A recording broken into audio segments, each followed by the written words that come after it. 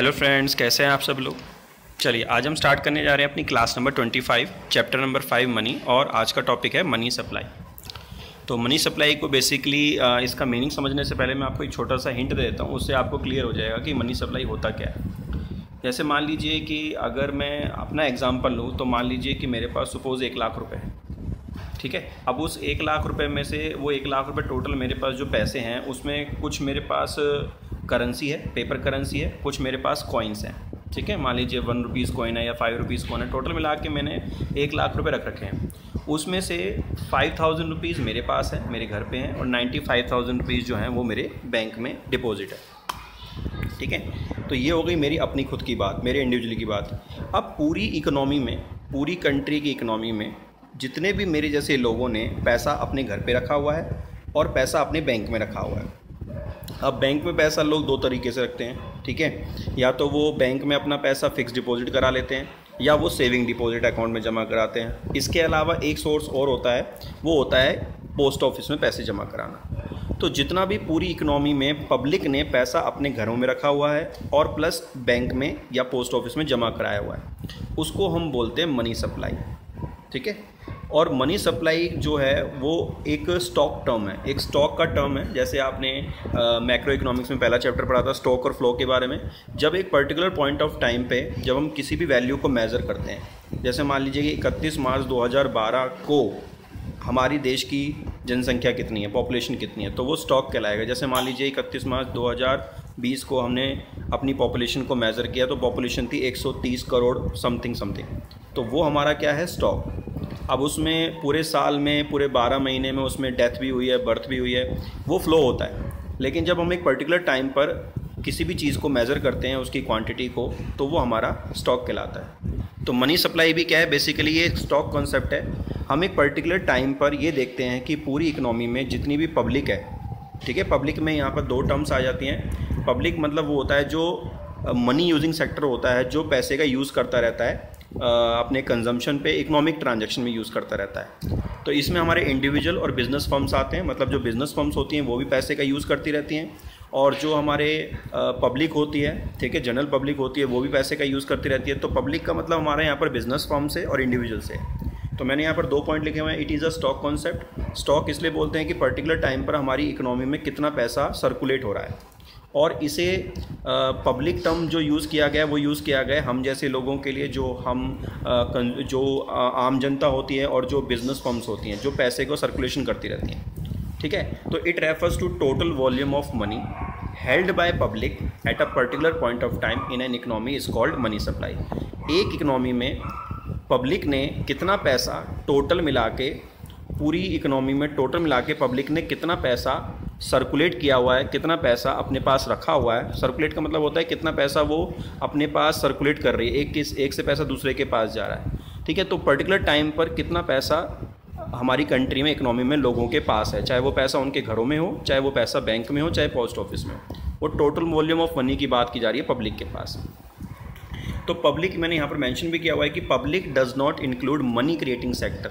Public का मतलब यहाँ पर आप सिर्फ जनरल पब्लिक से लेना और बिजनेस फर्म से लेना। इसमें ना तो इसमें गवर्नमेंट आएगी, ना ही इसमें बैंकिंग सिस्टम आएगा, ठीक है। इसमें सिर्फ और सिर्फ पब्लिक और प्लस आपका जो बिजनेस फर्म्स होती हैं वो आती हैं। अब हम बात करते हैं कि मनी सप्लाई जो है उसको मेज़र कितने तरीके से किया जाता है। बेसिकली मनी सप्लाई को मेज़र करने की ज़रूरत क्या है, क्योंकि गवर्नमेंट ये जानना चाहती है, सरकार ये जानना चाहती है कि एक पर्टिकुलर टाइम पर हमारी कंट्री इकोनॉमी में कितना पैसा लोगों के बीच में सर्कुलेट हो रहा है, कितना पैसा हमारी इकोनॉमी में मौजूद है, इस पर्टिकुलर टाइम पर लोगों के पास कितना पैसा अवेलेबल है मार्केट में। तो इसीलिए इसको इस तरीके से हम जब मेज़र करते हैं तो मेज़र करने से थोड़ा सा हमें इकोनॉमी के बारे में पता चल जाता है कि इकोनॉमी में हमें और मनी सप्लाई करने और एडिशन करने की ज़रूरत है या नहीं है, ठीक है। कहीं ऐसा ना हो कि हम मनी सप्लाई को बढ़ा दें तो कहीं इन्फ्लेशन जनरेट ना हो जाए, एग्रीगेट डिमांड ना बढ़ जाए। तो कहीं ना कहीं मनी सप्लाई को फैक्टर को ध्यान में रखकर ही जो और करेंसी अगर आरबीआई को इशू करनी है और प्रिंट करनी है या मार्केट में और पैसा डालना है तो मनी सप्लाई को देखकर ही डाला जाता है।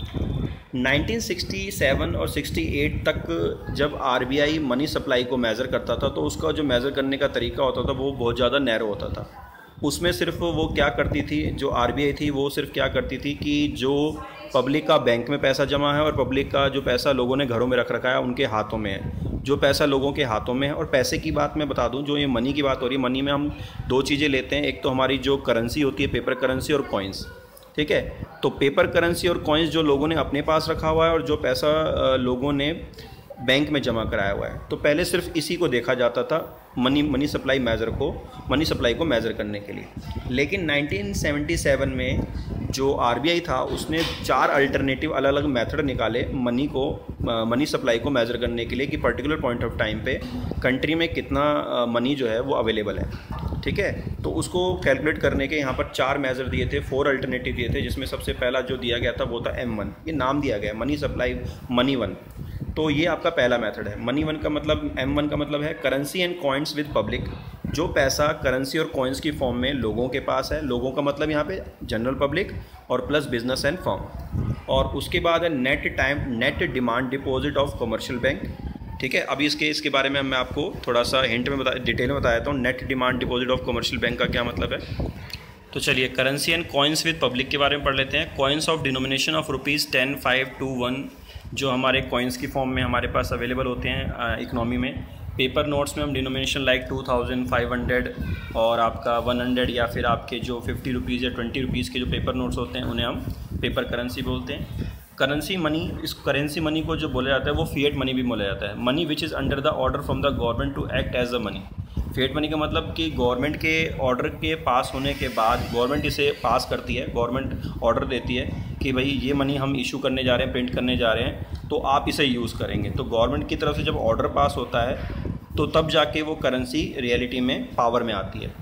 उसके बाद है करेंसी मनी। करेंसी मनी मतलब क्या है कि legal tender money. Currency money को हम लीगल टेंडर मनी भी बोलते हैं। Legally use to make payment of डेप्ट और अदर ऑब्लिगेशन, मतलब जो भी आपको लोगों का डेप्ट, कोई भी अगर आपके ऊपर डेप्ट है किसी भी चीज़ का, जैसे मान लीजिए अगर आपको इलेक्ट्रिसिटी का बिल पे करना है या वाटर एक्सपेंस पे करना है या आपको कोई लोन की पेमेंट करनी है, तो जो ये मनी है आप इस मनी का इस्तेमाल करके अपने डेप्ट की पेमेंट या कोई भी अदर ऑब्लिगेशंस हैं उनको आप पे कर सकते हो, ठीक है। उसके बाद नेट डिमांड डिपॉजिट, इसके बारे में बात कर रहा था कि net demand deposit of commercial bank का मतलब क्या होता है। पहले डिमांड डिपॉजिट का मतलब समझ लीजिए, उसके बाद मैं बताऊंगा कि नेट डिमांड डिपॉजिट क्या होता है। डिमांड डिपॉजिट का मतलब ये होता है कि जो पैसा पब्लिक ने या बैंक ने, जो पैसा पब्लिक ने या जो बिज़नेस फर्म्स हैं उन्होंने जितना पैसा बैंक में सेविंग अकाउंट्स में अपना जमा करा रखा है या फिर करंट अकाउंट में जमा करा रखा है।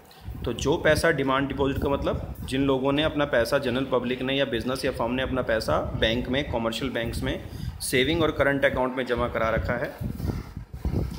तो जो पैसा लोगों ने या जनरल पब्लिक ने, फर्म्स ने जो पैसा बैंक में जमा कराया हुआ है, ठीक है, और जो चेकेबल है, मतलब अगर पब्लिक चाहे या फर्म्स चाहे तो उस पैसे को अपना बैंक से निकाल भी सकती है, चाहे वो पैसा उन्होंने करंट अकाउंट में डाला हो या सेविंग अकाउंट में।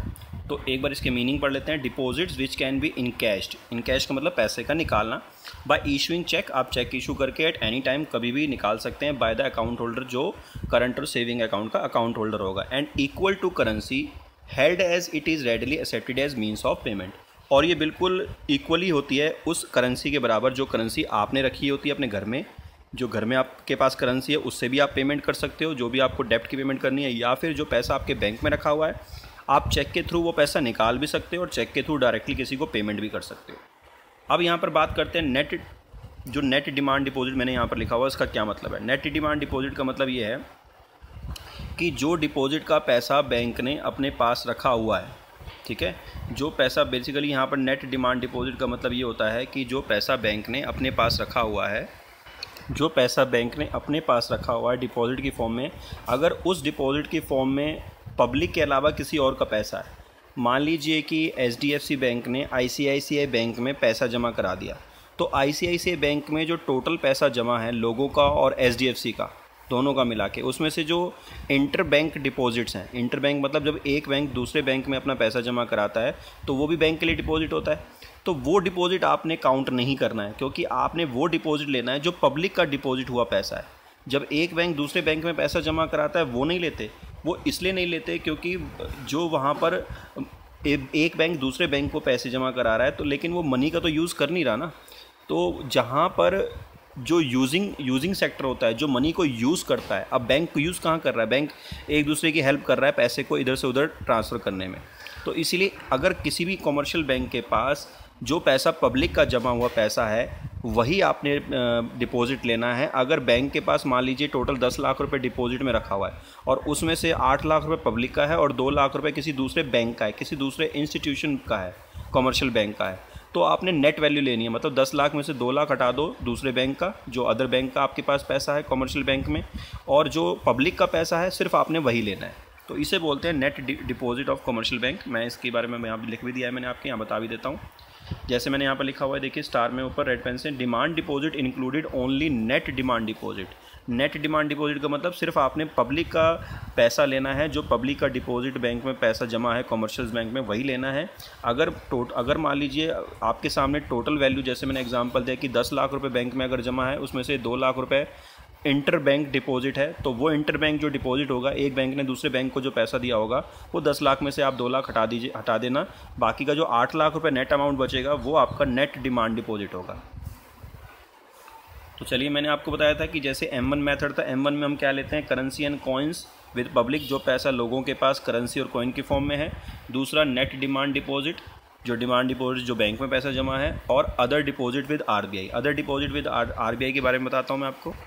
देखिए, अदर डिपॉजिट विद RBI का मतलब ये है कि हमारी पूरी इकोनॉमी में 2 इंस्टीट्यूशन को छोड़कर, मतलब एक तो गवर्नमेंट को छोड़कर, जो हमारे कंट्री की गवर्नमेंट है, सेंट्रल गवर्नमेंट, और एक सेंट्रल बैंक को छोड़कर, कॉमर्शियल बैंक को छोड़कर, ध्यान से सुनिए, एक तो हमारे कंट्री के जितने भी कॉमर्शियल बैंक हैं प्लस जो हमारी सेंट्रल गवर्नमेंट है, इन दोनों संस्थाओं का जो पैसा हमारे RBI के पास होगा उसको हटाकर बाकी का जो पैसा बचेगा, जैसे मान लीजिए HDFC बैंक की बात नहीं कर रहा हूँ मैं, HDFC बात कर रहा हूँ जो हाउसिंग डेवलपमेंट फाइनेंशियल कॉर्पोरेशन है, या फिर आपका IDBI हो गया, या फिर आपका जितने भी इंटरनेशनल बैंक्स हो गए, वर्ल्ड बैंक, IMF, या फिर आपका कोई भी पब्लिक फाइनेंशियल इंस्टीट्यूशन हो गया, जैसे आपका मुथूट फाइनेंस हो गया, ठीक है, और मणिपुरम गोल्ड लोन हो गया, जितने भी फाइनेंशियल इंस्टीट्यूशंस हैं, कॉमर्शियल बैंक को छोड़कर और सेंट्रल गवर्नमेंट को छोड़कर जितना भी पैसा RBI के पास होगा, जैसे मान लीजिए कि अमेरिका की जो सेंट्रल बैंक है, अमेरिका का जो सेंट्रल बैंक है, उसने हमारी कंट्री को हमारे RBI के पास पैसा जमा कराया हुआ है, ठीक है, या आपका जो वर्ल्ड बैंक है, इंटरनेशनल मॉनेटरी फंड है, इंटरनेशनल ऑर्गेनाइजेशन है, तो हमारे कंट्री की जो सेंट्रल गवर्नमेंट है और जो कमर्शियल बैंक है, उन दोनों का जो RBI के पास पैसा है उसको हटाकर जो पैसा बचेगा वो कहलाएगा अदर डिपॉजिट विद RBI।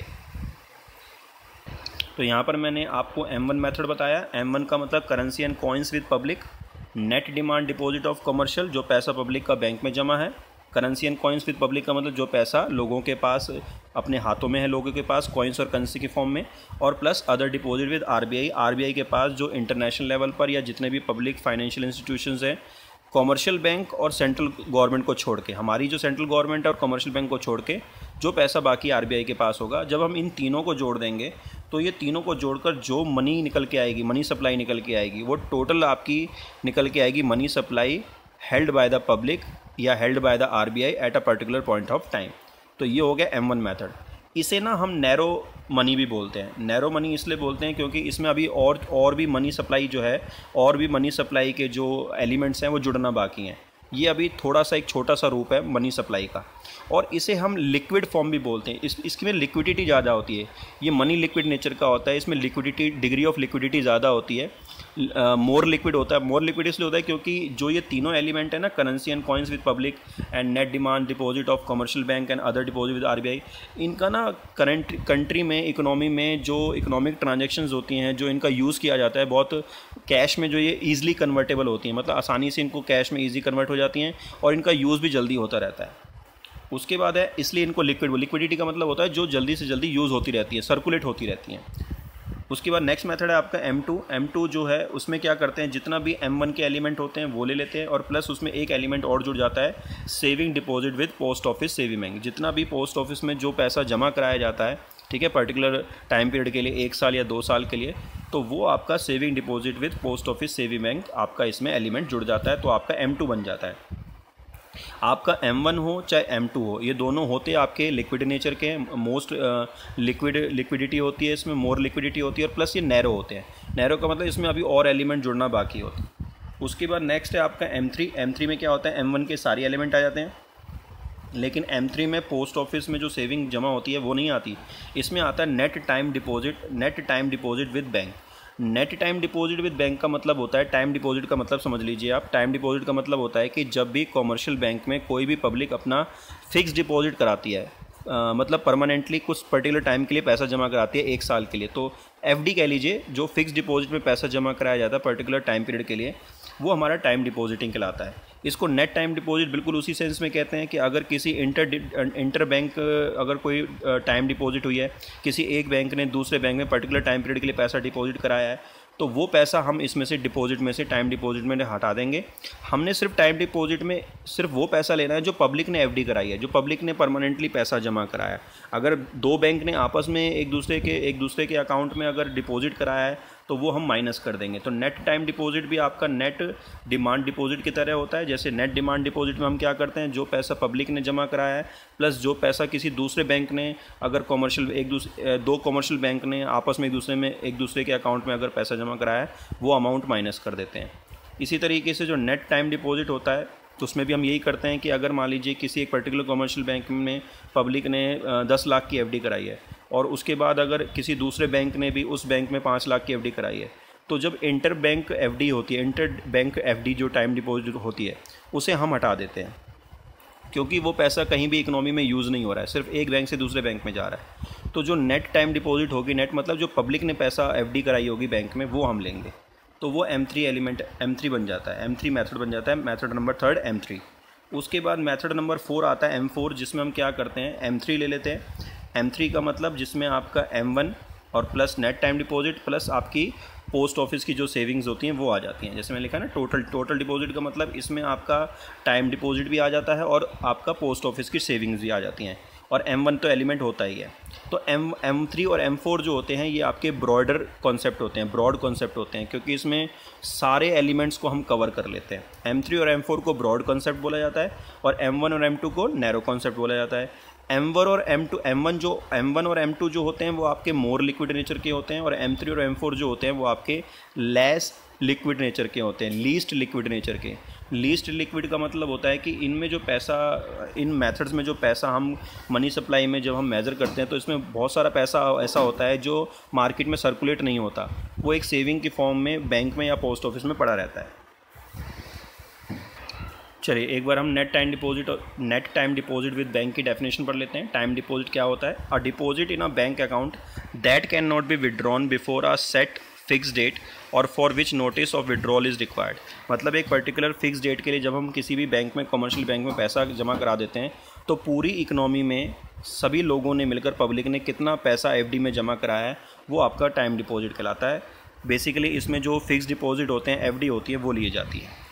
अब इसके बाद कुछ इंपॉर्टेंट पॉइंट्स जो रह जाते हैं आज के इस टॉपिक में, वो हम डिस्कस कर लेते हैं। पहला पॉइंट जो ब्लू पेन से मैंने लिखा हुआ है, all 4 measures have different degree of liquidity. जितने भी हमने 4 मेथड पढ़े हैं, M1, M2, M3, M4, इनकी जो लिक्विडिटी होती है, डिग्री ऑफ लिक्विडिटी का मतलब होता है कि कितना जल्दी मनी सप्लाई जो सर्कुलेट है वो कैश में कन्वर्ट हो सकती है, रेडली यूज़ है पेमेंट करने के लिए, कितना जल्दी पैसा मार्केट में अवेलेबल है पेमेंट करने के लिए, यूज़ करने के लिए। अगर मान लीजिए कि मैंने FD में पैसा जमा कराया है, तो FD में जमा कराया गया पैसा आप आसानी से विड्रॉ नहीं कर सकते, उसके लिए आपको पर्टिकुलर नोटिस देना पड़ता है, ठीक है। और आप अगर नोटिस नहीं देते हैं तो पर्टिकुलर टाइम पीरियड के बाद वो पैसा निकलेगा, तब आप उसे यूज़ कर पाएंगे।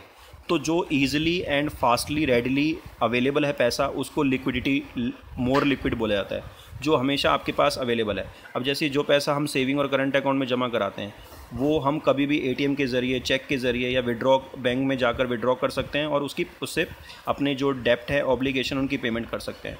तो जो पैसा हम ईजिली और हमारे पास रेडी होता है, अवेलेबल होता है पेमेंट करने के लिए, वो उसकी जो लिक्विडिटी मानी जाती है वो मोर लिक्विडिटी मानी जाती है, हाई लिक्विडिटी मानी जाती है। तो जो M1 होता है वो मोस्ट लिक्विड होता है और M4 जो होता है वो लीस्ट लिक्विड होता है, जैसा मैंने आपको बताया था। उसके बाद है M3 is widely use as a measure of money supply. Money supply के लिए ज़्यादातर हम M3 मेथड का यूज़ करते हैं, जो M3 वाला मेथड है उसका यूज़ करते हैं, और उसे हम बोलते हैं aggregate monetary resource of the society. Aggregate मतलब जो सोसाइटी में, इकोनॉमी में जो टोटल मनी सप्लाई यूज़ की जा रही है वो M3 से पता चलती है। उसके बाद M1 एंड M2 जो हैं वो नैरो मनी सप्लाई कॉन्सेप्ट है। नैरो मनी मतलब M1 एंड M2 के ज़रिए आप टोटल मनी सप्लाई जो इकोनॉमी में अवेलेबल है, जो लोगों के पास पैसा है, वो आप नहीं निकाल सकते। सिर्फ आप लिक्विडिटी के मामले में अगर निकालना चाहें, लिक्विडिटी नेचर के मामले से अगर देखना चाहें कि कितनी मार्केट में कितना पैसा ऐसा है जो लिक्विड फॉर्म में पड़ा हुआ है, जो यूज़ में आ रहा है, जो लोग यूज़ कर रहे हैं, बैंक में जमा करा रहे हैं, निकाल रहे हैं, बैंक से निकाल रहे हैं, जमा करा रहे हैं, वो आप M1 और M2 से देख सकते हैं। बाकी जो M3 और M4 वाला जो मेथड होता है वो आपका ब्रॉड मनी सप्लाई कॉन्सेप्ट होता है। इसमें पूरी इकोनॉमी में कितनी मनी हमारी सप्लाई हो रही है, कितनी मनी सर्कुलेशन हो रही है, कितनी मनी हमारे पास पर्टिकुलर टाइम पर मार्केट में इकोनॉमी में अवेलेबल है, टोटल मनी कितनी मार्केट में अवेलेबल है, चाहे वो रेडी फॉर यूज़ है या फिर वो बैंक में जमा पड़ी हुई है, बैंक में रखी हुई है फिक्स डिपॉजिट के फॉर्म में या सेविंग्स की फॉर्म में पोस्ट ऑफिस में। तो M3 और M4 जो है वो मोस्टली ब्रॉडर कॉन्सेप्ट है, ज़्यादातर वही यूज़ किया जाता है मनी सप्लाई को मेज़र करने के लिए। इसमें एक पॉइंट आपका रह गया था कि जो हमारा पोस्ट ऑफिस सेविंग्स बैंक्स, जो पोस्ट ऑफिस जो हमारा पोस्ट ऑफिस में सेविंग्स होती हैं, उसमें बेसिकली आपने जो नेशनल सेविंग सर्टिफिकेट्स होते हैं जिनकी जो टाइम लिमिट होती है, जो आई थिंक मेरे हिसाब से 5 ईयर्स या 5 ईयर से ज़्यादा तक की होती है, 5 ईयर या 5 ईयर से ज़्यादा तक की होती है, तो ये बहुत ज़्यादा मोस्ट टाइम डिपॉजिट सर्टिफिकेट्स होते हैं जो ज़्यादा समय के लिए पैसा जमा कराया जाता है। तो इन्हें हम इस मेथड में काउंट नहीं करते हैं जो आपका M4 मेथड होता है। और जो M2 मेथड होता है उसमें भी जो हम सेविंग्स लेते हैं वो हम पर्टिकुलर जो हमारी सेविंग्स 1 या 2 साल तक की सेविंग्स होती हैं उनको लिया जाता है। जो 5 साल या 5 साल से ज़्यादा की बड़ी की सेविंग्स होती हैं उन्हें हम इन चारों मेथड्स में जो हमारी पोस्ट ऑफिस सेविंग्स स्कीम्स होती हैं उसमें हम काउंट नहीं करते। तो ये था आज का आपका topic, money supply. Subscribe now and press the bell icon. Never miss an update.